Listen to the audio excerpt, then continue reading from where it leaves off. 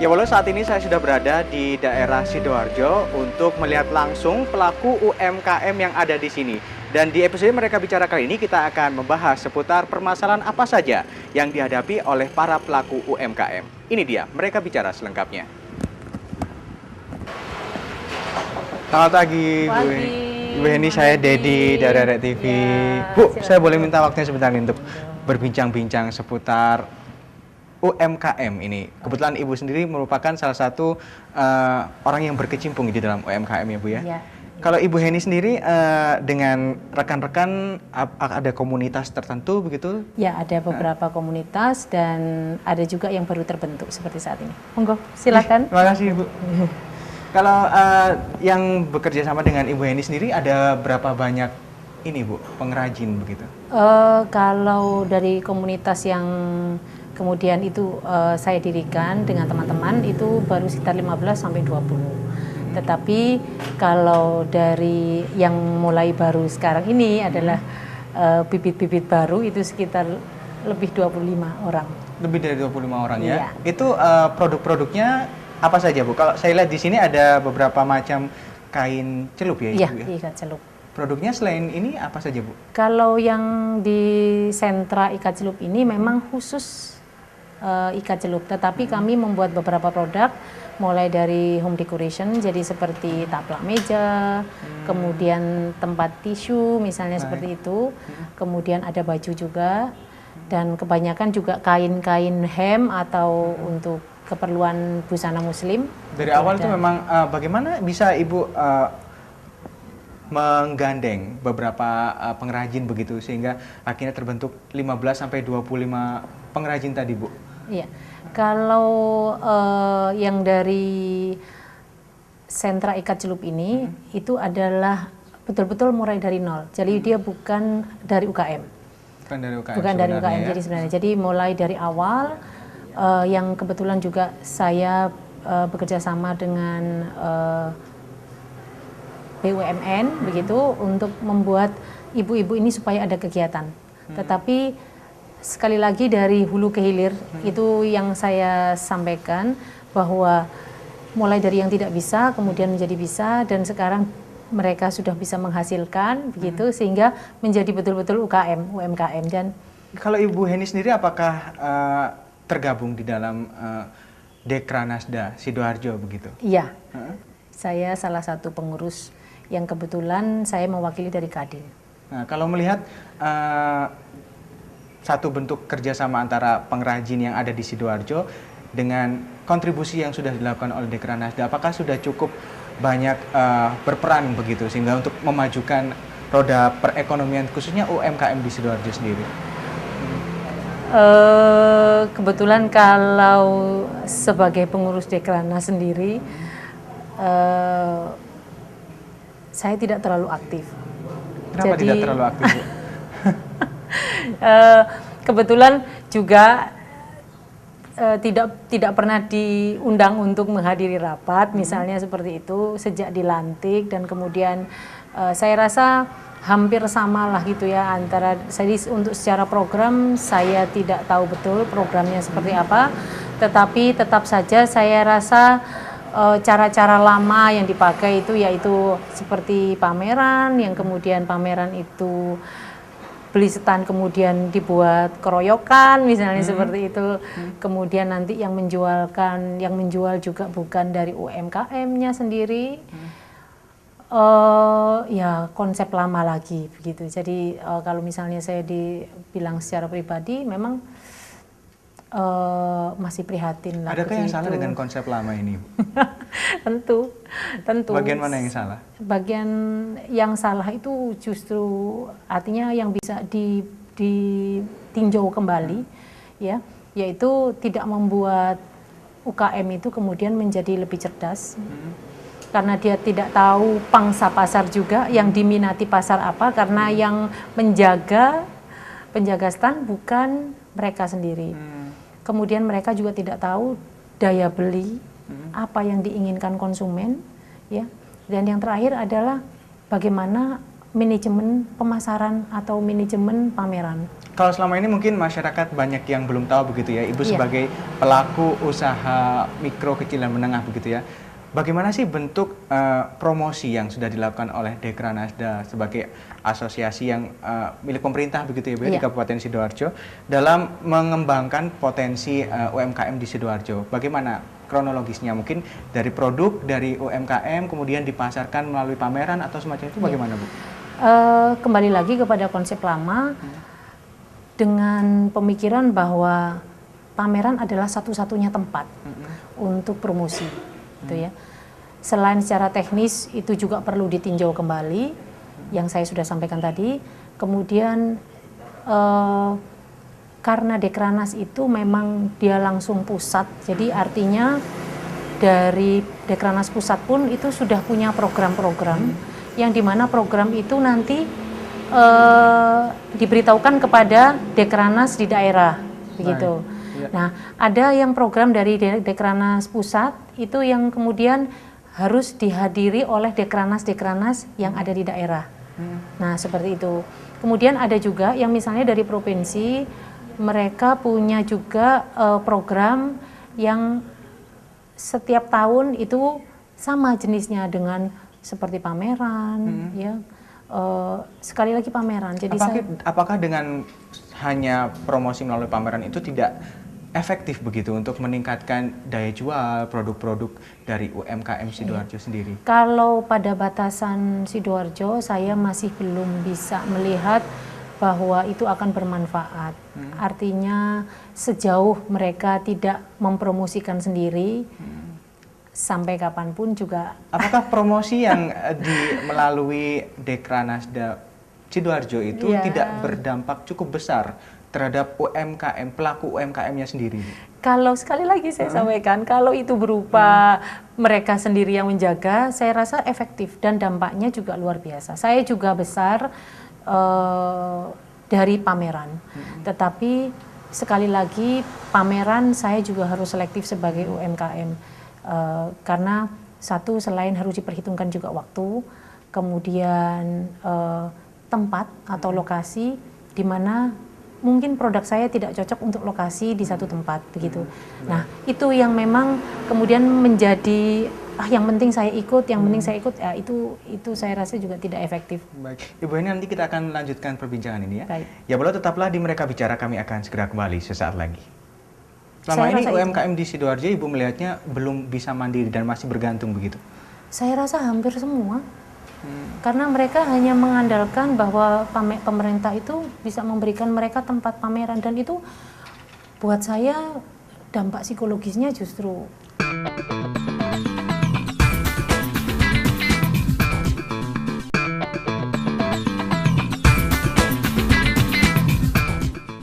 Ya Bu, kita lanjutkan perbincangan tadi Bu. Kalau Ibu tadi sempat menyampaikan bahwa upaya-upaya yang selama ini dilakukan oleh Dekranasda Sidoarjo untuk melakukan promosi begitu, nyatanya tidak berdampak yang cukup besar kepada UMKM-nya sendiri begitu ya Bu ya. Lalu apakah Ibu sudah menemukan cara lain untuk melakukan promosi yang bisa berdampak langsung kepada UMKM-nya sendiri? Apa bentuknya Bu kalau memang? Sebenarnya saya hanya sekedar menyarankan saja. Kalau kemudian saya kemudian dalam beberapa tahun terakhir, hampir lebih 5 tahun saya kemudian tidak aktif dalam kegiatan UMKM, saya kira setiap UMKM harus banyak belajar memang, dalam artian bagaimana kita mencerdaskan diri kita sendiri, bagaimana kita bisa fight, kita bisa safe dalam kondisi yang semakin memprihatinkan begitu, dalam hal sistem ya, sekali lagi dalam hal sistem, baik itu mungkin dari Dekranas maupun mungkin juga dari asosiasi manapun atau bahkan dari pemerintah gitu ya. Kalau Ibu tadi menyampaikan kondisi yang memprihatinkan karena sistem, memang sistem yang mana yang membuat UMKM ini semakin memprihatinkan kondisinya? Kalau misalnya kita berbicara sistem, itu saya melihat banyak sekali kepentingan, misalnya seperti itu. Secara tidak langsung, karena memang namanya program, itu adalah sesuatu yang harus dijalankan. Kalau kemudian dijalankan itu menjadi tidak berkualitas itu tidak ada tolok ukurnya, karena yang penting program berjalan. Nah, dampak yang seperti itu yang kemudian seringkali dirasakan oleh UMKM. Kemudian ada lagi beberapa, yaitu misalnya asosiasi atau sekumpulan orang yang kemudian juga mereka punya surat sertifikat, misalnya surat izin komunitasnya, secara hukum mereka legal, dan itu bisa jadi juga disahkan oleh daerah baik dari pemerintah maupun ini. Nah, yang saya sering alami adalah kemudian memanfaatkan daftar nama, misalnya begitu. Memanfaatkan daftar nama ini bentuknya seperti apa, Bu? Ya, ada program-program yang kemungkinan dari anggota tidak tahu, kemudian dengan data yang sudah ada, kemudian bisa jadi juga stempel-stempel atau apapun yang bisa disalahgunakan karena secara organisasi itu aduh, saya sudah pernah mendapatkan pengalaman itu tentang memanfaatkan itu. Yang memanfaatkan ini memang apakah dari swasta ataukah pemerintah juga melakukan hal yang seperti ini? Kebetulan bukan pemerintah juga bukan swasta. Jadi semi begitu, dan bisa jadi kebanyakan beberapa lembaga-lembaga swadaya masyarakat, misalnya seperti itu. Kalau mungkin Ibu yang bergerak mungkin sering berbicara langsung dengan para pengrajin, penggerak UMKM, apa sebenarnya yang mereka keluhkan selama ini? Seperti yang saya sampaikan tadi, bahwa Bu dimintain data, apa nama-nama begini-begini gitu, misalnya omset berapa, ini berapa gitu. Tapi saya tidak tahu juga untuk apa, dan itu hampir juga setiap tahun. Gitu ya.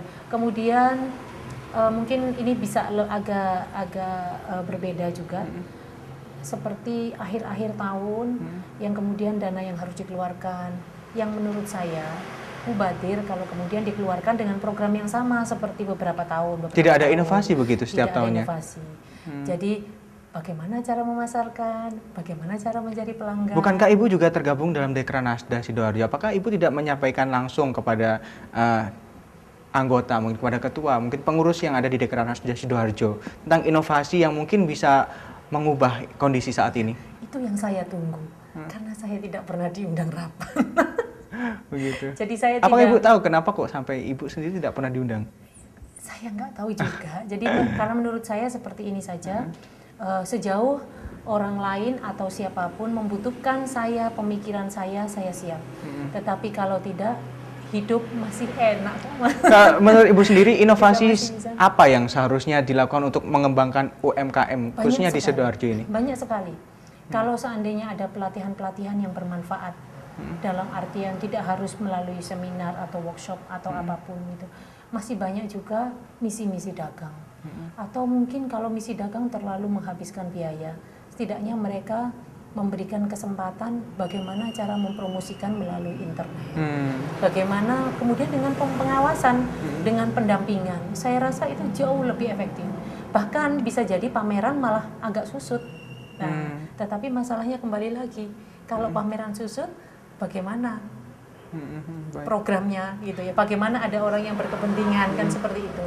Kalau mungkin ada kendala-kendala tertentu, mungkin kalau Ibu tadi pameran tidak hanya langsung kepada daerah-daerah tertentu, mungkin bisa kita pasarkan melalui internet. Apakah mungkin kebanyakan masyarakat, khususnya penggerak UMKM, tidak melek teknologi? Nah, kalau untuk kasus seperti ini bagaimana, Bu? Ya, mulai dari nol lagi.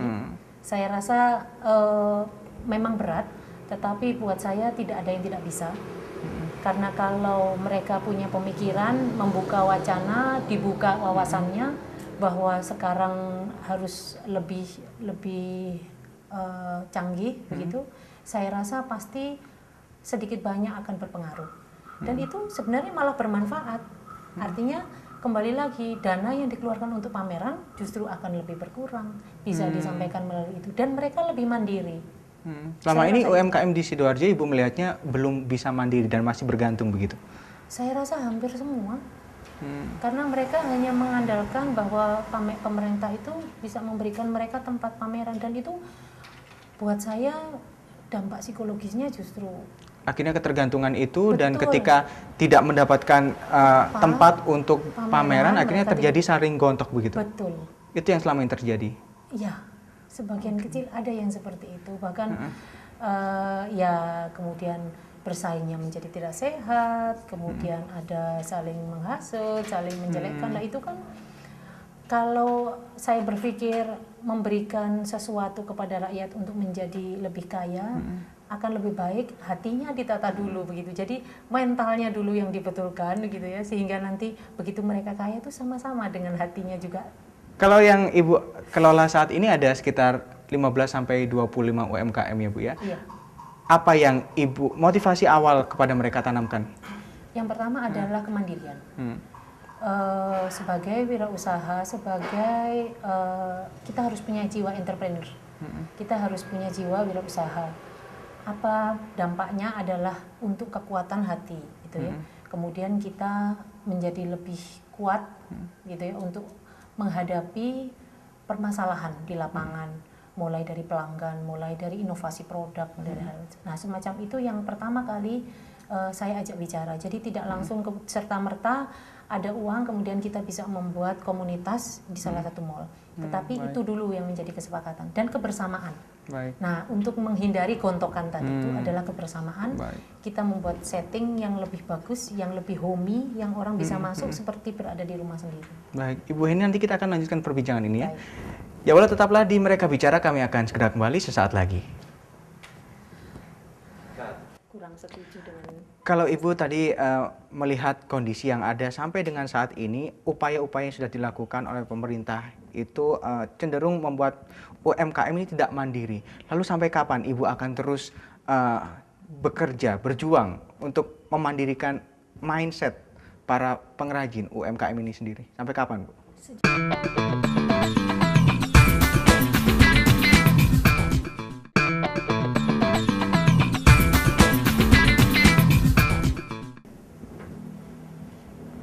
Ya Ibu, kalau saya lihat ini aneka produk yang ada di ikat celup yang ada di sentra ini ya Bu ya.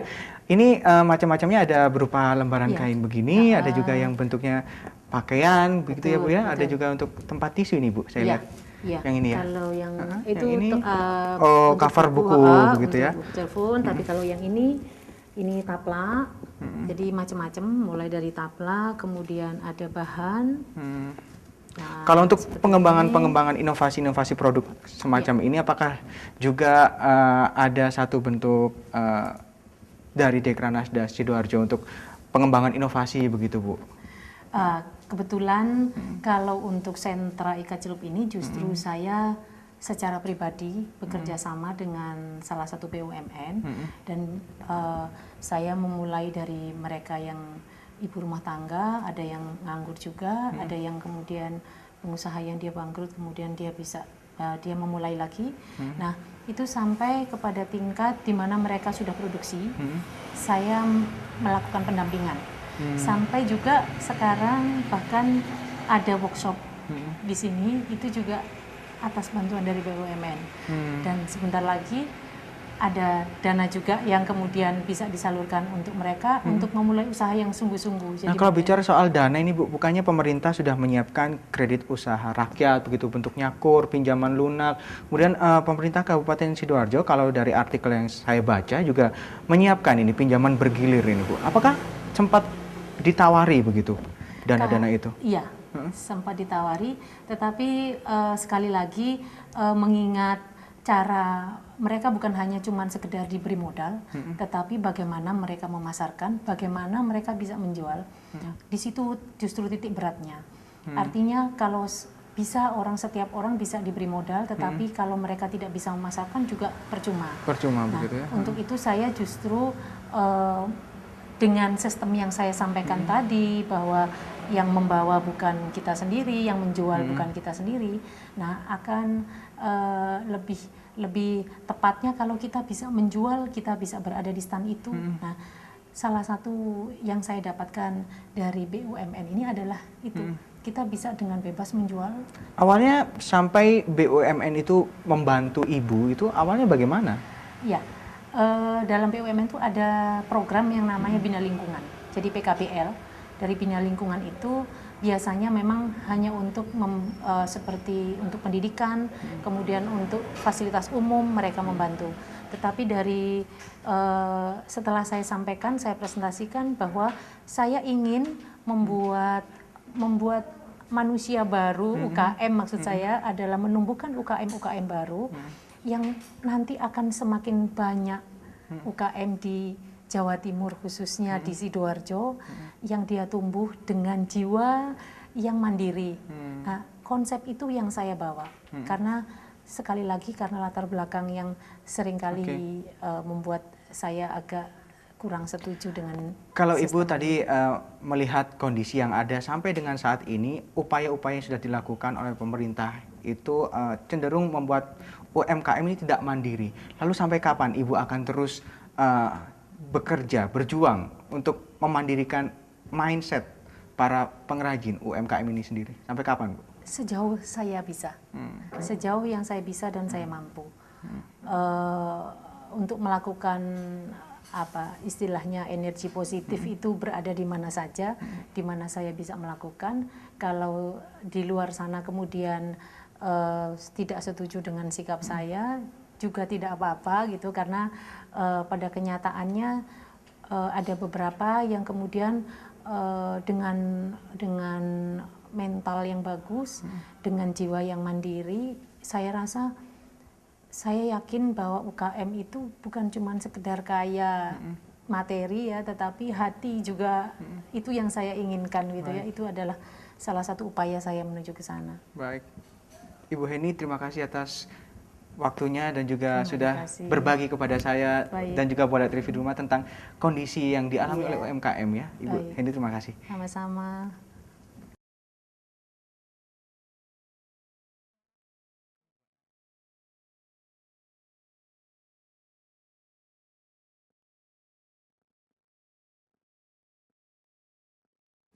Ya, walau UMKM terbukti mampu bertahan di tengah badai perekonomian dunia. Namun, jika cara pengembangan dan pengelolaan UMKM sendiri ini tidak tepat, maka tujuan akhir untuk mencapai kesejahteraan tidak akan tercapai. Sekian Mereka Bicara untuk episode kali ini. Jangan lupa untuk saksikan terus Mereka Bicara setiap hari Senin sampai dengan Jumat hanya di Arek TV.